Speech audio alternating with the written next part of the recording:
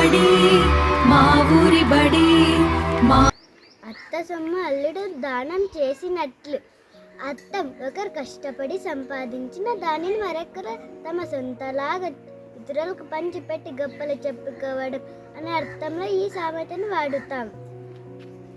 సామెత: నోరు మంచిదైతే ఊరు మంచిదవుతుంది. అర్థం: మనం ఇతరులతో మర్యాదగా మాట్లాడితే అందరూ మనకు సహకరిస్తారు, మనల్ని ప్రేమిస్తారు అనే అర్థంలో ఈ సామెతని వాడుతాం. సామెత: దూరపు కొండలు నునుపు.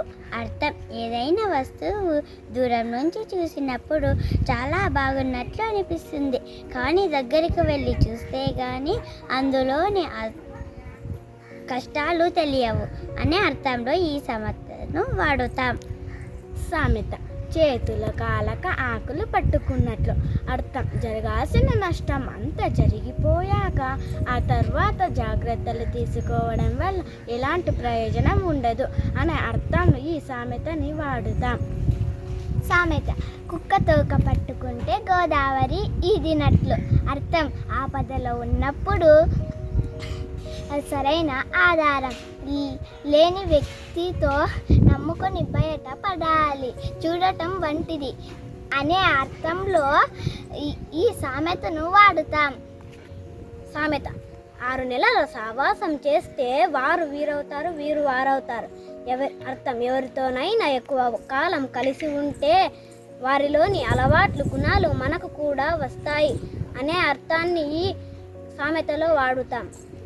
సామెత: ఎంత చెట్టుకో అంత గాలి. ఒక వ్యక్తి స్థాయిని బట్టి దానికి తగినట్టుగానే బాధ్యతలు మరియు సమస్యలు ఉంటాయి అనే అర్థంలో ఈ సామెతను వాడుతారు. సామెత: 6 నెలలు తాము చేసి మూల ఉన్న ముసలమ్మను కొట్టినట్టు.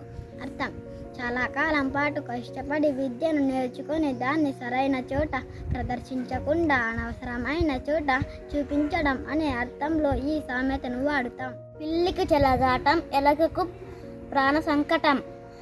అర్థం: మరొకరికి వినోదనమిచ్చే విషయం మరొకరికి చావుతో సమానమైన కష్టం కలిగించడం అనే ఈ అర్థంలో ఈ సామెతను వాడుతారు. లైక్ చేసి సబ్స్క్రైబ్ చేసి